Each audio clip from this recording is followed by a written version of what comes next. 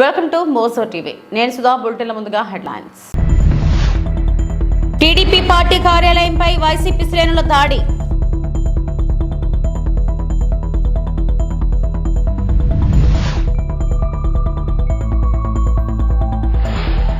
కాశీ విశ్వనాథుని సేవలో పవన్ కళ్యాణ్ దంపతులు.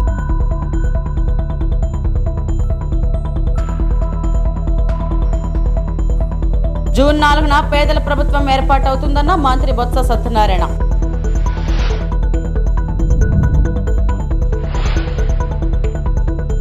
టీడీపీ ఎన్ని కుయుక్తులు చేసినా ప్రజలు వైఎస్ జగన్ ని పెద్ద ఎత్తున ఆశీర్వదించారని, రాష్ట్ర వ్యాప్తంగా ఫ్యాన్ గాలి బ్రహ్మాండంగా వీచిందని మంత్రి బొత్స సత్యనారాయణ అన్నారు. రాయలసీమ, కోస్తా, ఉత్తరాంధ్రలో వైఎస్ జగన్ చేసిన సంక్షేమాలు, దాన్నే కొనసాగిస్తారన్న వైఎస్ జగన్ మాటలకు ప్రజలు మద్దతు పలికారని చెప్పారు. వైఎస్ఆర్సీపీ ప్రభుత్వంలో సంక్షేమం ద్వారా లబ్ధి పొందిన మహిళలు 74% ఉన్నారని, వారంతా నా అన్న, తమ్ముడు, మా ఆత్మగౌరవాన్ని కాపాడారని ఓటు వేయడానికి వెల్లువెత్తారన్నారు. మరీ ముఖ్యంగా వృద్ధులు తమ గౌరవాన్ని తమ బిడ్డ వైఎస్ జగన్ పెంచారని, ఉదయాన్నే వచ్చి ఆశీర్వదించారన్నారు. టీడీపీ ఎన్నో కుతంత్రాలు పన్నింది, ఎన్నో అబద్ధాలు చెప్పిందని, సడన్ గా లేని చట్టాన్ని, ల్యాండ్ యాక్ట్ ను తీసుకొచ్చి రైతులను మభ్యపెట్టాలని చూశారు.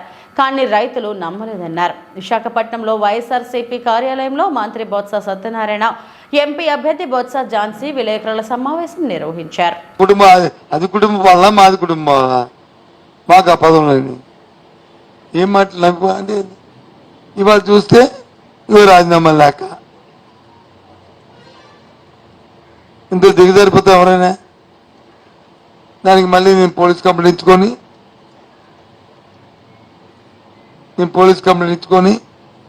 సిపి కంప్లైంట్ చేసి దీని పూర్వపరాలు ఎక్కడి నుంచి వచ్చింది ఏంటని అని చేయమని చెప్పడం ఎందుకు పార్టీలో గందరగోళం సృష్టించింది.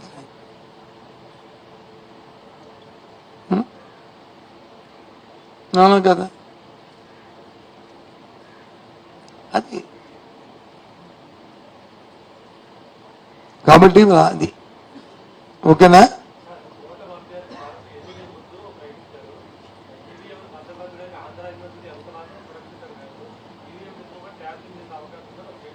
ఏమో అతను ఏమిస్తాడు అవగాహన మాట్లాడితే ఈవీఎంలు భద్రపరచడం ఆంధ్ర యూనివర్సిటీయా, లేకపోతే నండి కాలేజీయా, లేకపోతే ఇంక రఘు కాలేజీయా, ఇంకోటి అనేది కాదు.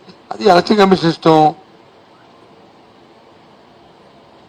ఏం మాట్లాడతారు తెలియని మనుషులు. వ్యవస్థ గురించి అవగాహన లేకపోతే ఇలాంటి మాటలే వస్తాయి. వ్యవస్థ గురించి అవగాహన ఉన్నప్పుడు ఈ మాట్లాడరు. వ్యవస్థ మీద అవగాహన లేకపోయినప్పుడు వాళ్ళ వ్యక్తులు మాట్లాడే మాట ఇది. ఎందుకంటే ఆయనకి వ్యవస్థ సంగతి తెలీదు, ఆయన వ్యాపారం చేసుకుని తెలుసు కాబట్టి ఆయనకి ఇలాంటి మాట్లాడాలి. ఎవరు క్వశ్చన్ ఉంటుందండి, మా క్వశ్చన్ ఆంధ్ర వాళ్ళ క్వశ్చన్ ఉంటుంది. ఏం మాట్లాడతారు ఇంకేంటి అంతేనా? ఓకేనా? Join party. Thank you. Lok Sabha ఎన్నికల్లో భాగంగా ప్రధానమంత్రి నరేంద్ర మోడీ వారణాసిలో నామినేషన్ దాఖలు చేశారు. ఉత్తరప్రదేశ్లోని వారణాసి లోక్సభ స్థానం నుంచి వరుసగా 3వ పోటీ చేస్తున్నారు ప్రధాని మోడీ. ఈ క్రమంలో ప్రధాని మోడీ నామినేషన్ కార్యక్రమానికి ఎన్డీఏ నేతలు అందరినీ ఆహ్వానించింది బీజేపీ పార్టీ. దీంతో నామినేషన్ కార్యక్రమం అట్టహాసంగా జరిగింది. కేంద్ర మంత్రులు, బీజేపీ ముఖ్యమంత్రులు, పలు పార్టీల అధినేతలు ఈ కార్యక్రమానికి హాజరయ్యారు. ప్రధాని మోడీ నామినేషన్ కార్యక్రమానికి తెలుగు రాష్ట్రాల నుంచి కూడా పలువురు నేతలు హాజరయ్యారు. టీడీపీ అధినేత నారా చంద్రబాబు నాయుడు, జనసేన అధినేత పవన్ కళ్యాణ్ వారణాసి చేరుకొని ప్రధాని మోడీ నామినేషన్ కార్యక్రమానికి హాజరయ్యారు. అనంతరం జనసేన అధ్యక్షుడు పవన్ కళ్యాణ్ సతీ సమేతంగా కాశీ విశ్వనాథన్ ఆలయానికి వెళ్లి పూజలు, అభిషేకాలు చేశారు. ఈ సందర్భంగా పవన్ కళ్యాణ్ కొణిదెల కాశీ విశ్వనాథుని ఆలయ ప్రాంగణాన్ని తిలకించారు.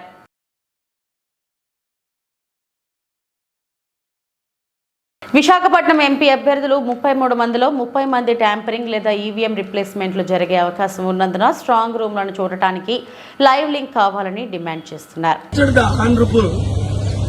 Chief election officer, returning officer, collector and the observer Amit Shaji and Mallikarjun to grant us the access, live link web coverage access to watch what is going on with this 7 strong rooms.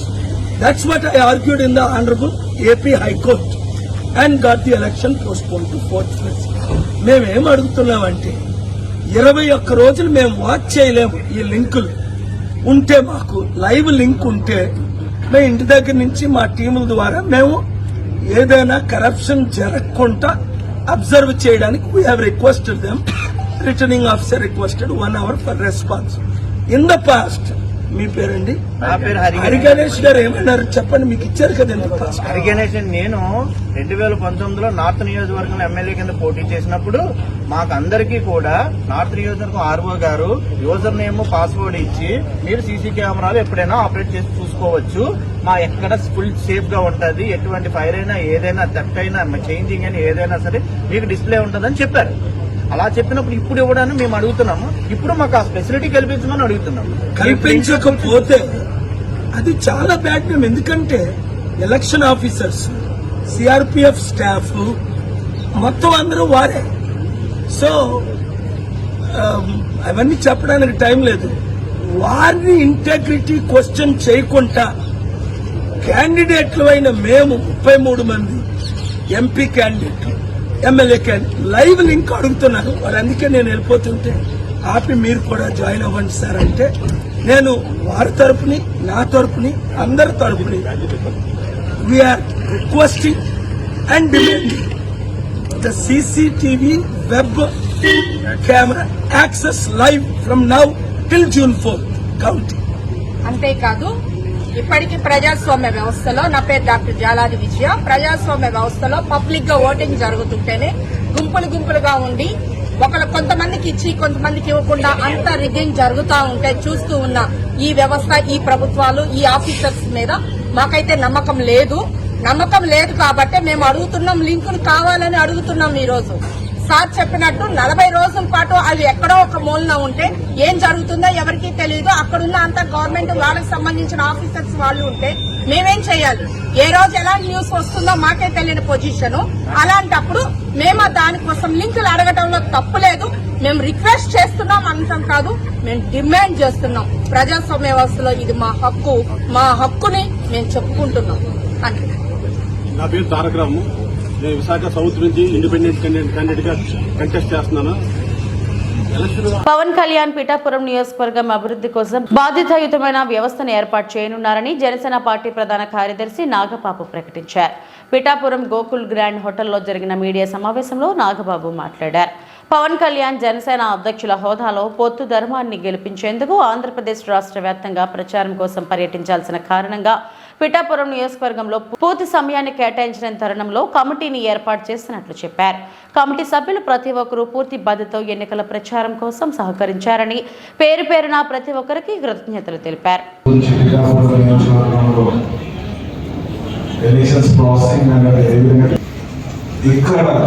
పిఠాపురంలో ఎప్పుడైతే అధ్యక్షులు పిఠాపురం నుంచి పోటీ చేస్తారని నిర్ణయించుకున్నారో అప్పటి నుంచి పిఠాపురంకు సంబంధించిన లోకల్లో ఉన్న జనసేనకు సంబంధించిన లీడర్షిప్స్ కానీ, అదే మాదిరిగా జనసేనకులు, వీరమయులు మరియు ఇక్కడ ఉన్న ప్రతి ఒక్క ప్రజానీకాన్ని ఆ రోజు నుంచి మే 13వ తారీఖు ఎప్పుడు వస్తుందా, వచ్చినప్పుడు ఆ రోజు పవన్ కళ్యాణ్ గారికి తమ అమూల్యమైన ఓట్లు వేసి భారీ మెజారిటీలో గెలిపించాలని ఒకే సంకల్పంతో వారు గత 45 రోజుల నుంచి వెయిట్ చేశారు. ఆ పని ఏదైతే ఒక సంకల్పంలో వారు తీసుకున్న పనుల్లో నిన్న పరిపూర్ణంగా పిఠాపురంలో ఉన్నటువంటి ప్రతి ఒక్క ఓటర్ మహాశయులు పొద్దున్నే 6 గంటల నుంచి క్యూ లైన్లో ఉండి రాత్రి 11 గంటల దాకా ప్రతి ఒక్కరు వారి అమూల్యమైన ఓటు జనసేన పార్టీకి ఇక్కడ ఎమ్మెల్యే అభ్యర్థి పవన్ కళ్యాణ్ సార్, అదే మాదిరిగా ఎంపీ అభ్యర్థి అయినటువంటి ఉదయ్ శ్రీనివాస్ గారు కానీ మొత్తం ఒక మంచి పర్సెంటేజ్ ఆఫ్ ఓట్స్ వేయడం జరిగింది అని పెద్దలు నాగబాబు గారు ఈ విషయాన్ని కూడా చెప్పారు. మేము ఒకటే చెప్తాం, పిఠాపురం ప్రధానంగా మమ్మల్ని నిండు మనసుతో మా అధ్యక్షుడు పవన్ కళ్యాణ్ గారిని ఆశీర్వదించారు. సార్ ఎప్పుడైతే ఇక్కడ డిక్లేర్ చేశాడో సార్ యొక్క విజయం ఆ రోజే నిర్ణయం అయిపోయింది. మేము కానీ మేము చేసిందంతా ఏంటంటే ఎన్నికల ప్రాసెస్లో దాన్ని చేసాం. మామూలంగా కూడా సార్కి ఓట్లు వచ్చాయని కానీ సార్ని మేము గెలిపించామని కానీ ఎవరు అనుకోవట్లే.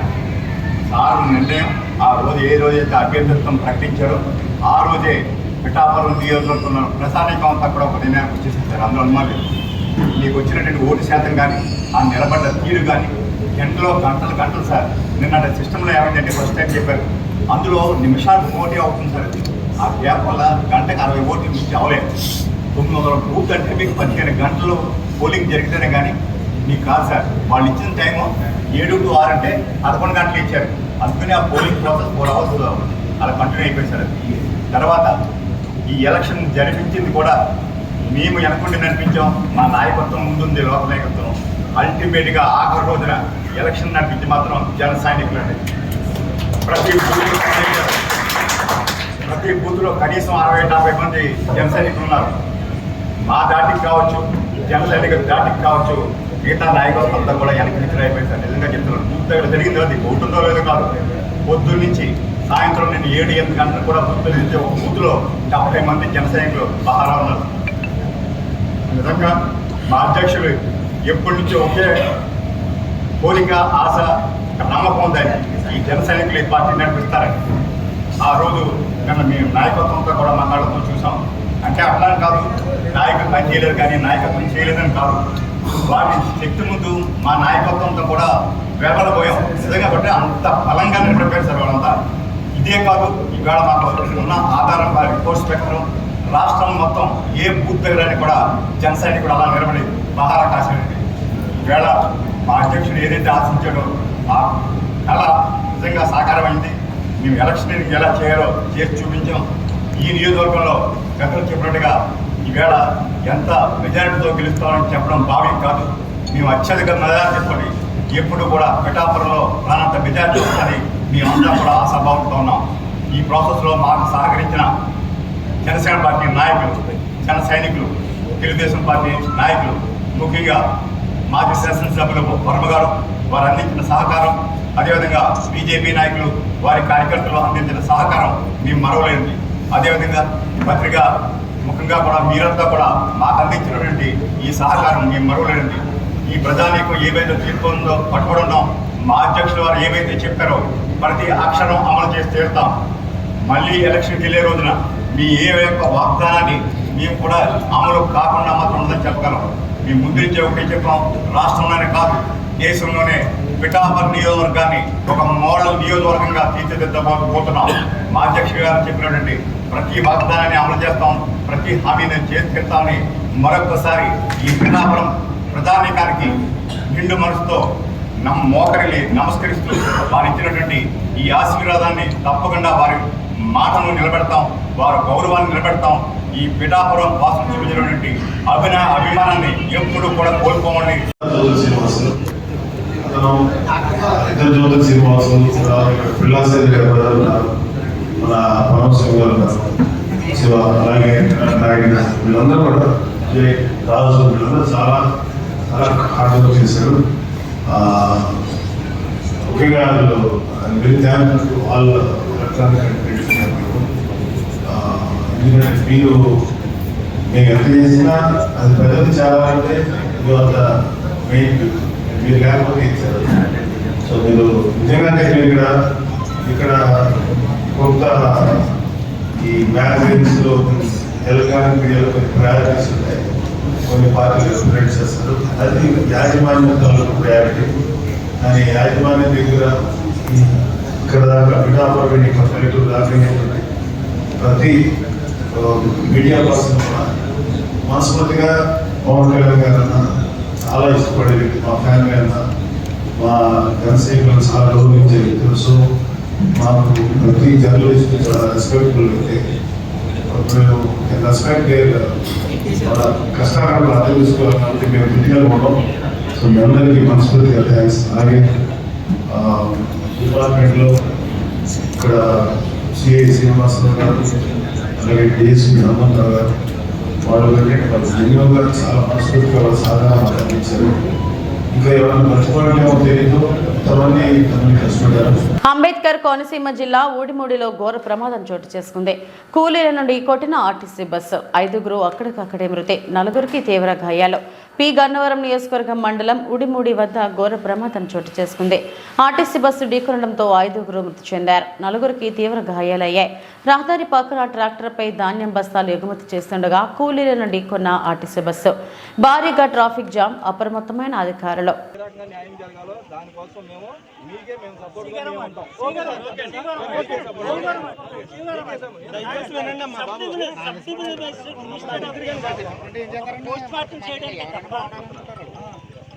అధికారాలు నేను చేతనని చెప్తానికి ఎంఆర్ఓకి రైతు ఆర్డీఓ ఖచ్చితంగా రావాలి, ఆర్డీఓ ఖచ్చితంగా రావాలి, ఆర్డీఓ ఖచ్చితంగా రావాలి. మీరు కొద్దిగా మీరు మీ బాధలు మేము నేను చెప్తాం కదా, ఆ కుటుంబానికి కానీ మీకు జరిగిన బాధ కానీ మేము తీర్చలేమండి. కాకపోతే ఆ కుటుంబానికి ఏం న్యాయం చేయాలో అయితే ఆర్డీఓ ఖచ్చితంగా రావాలి. అంటే చేయడానికి ఎంఆర్ఓ పోస్ట్ నేను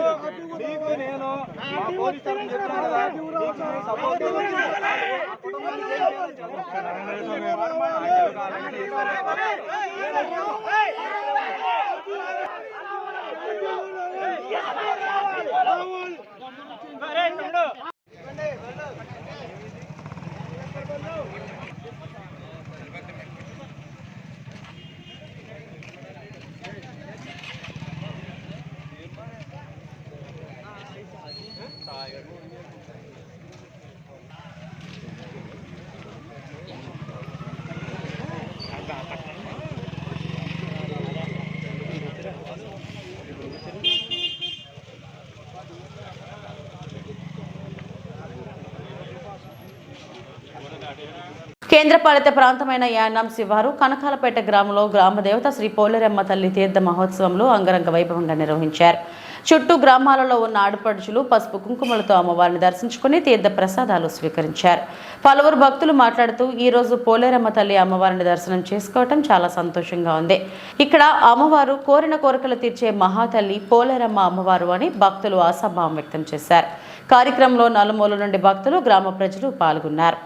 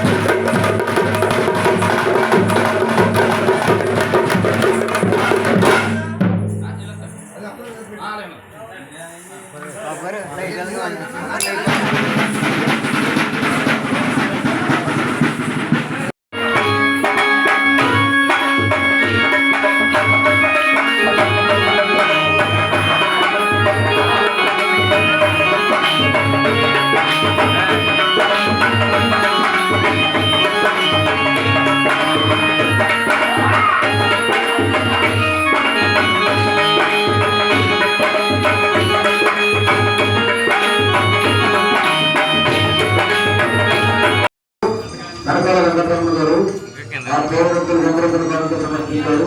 వారిని వారి కుటుంబాన్ని ఆ పూర్వభక్తులు నిర్వర్తించాలని ప్రార్థిస్తున్నాం.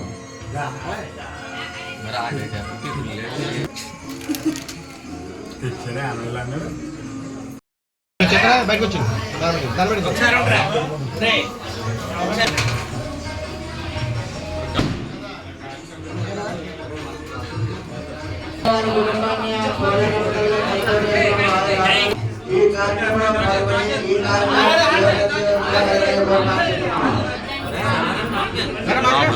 ఒకసారి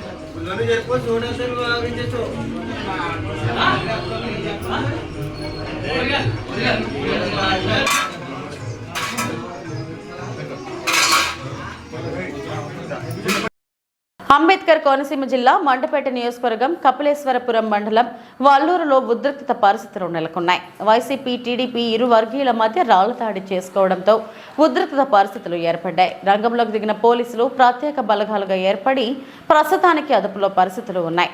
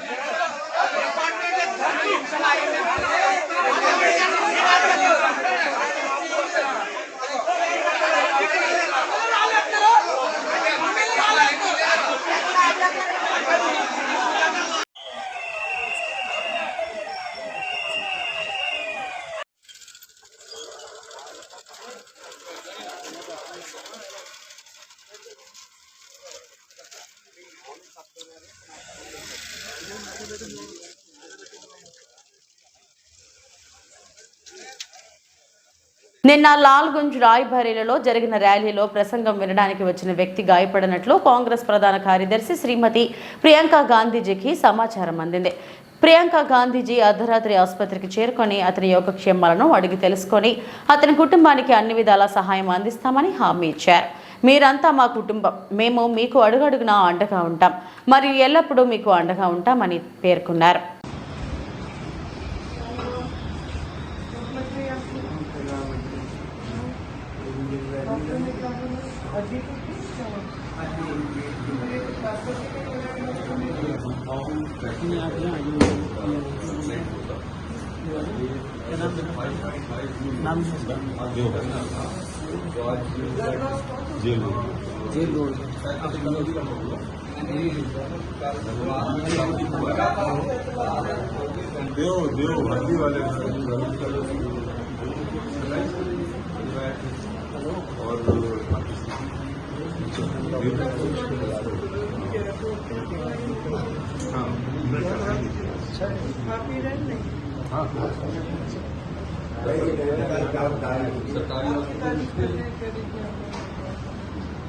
दाल चावल सब्जी के अलावा भी कट फ्रूट वगैरह ये सब दे सकते हैं।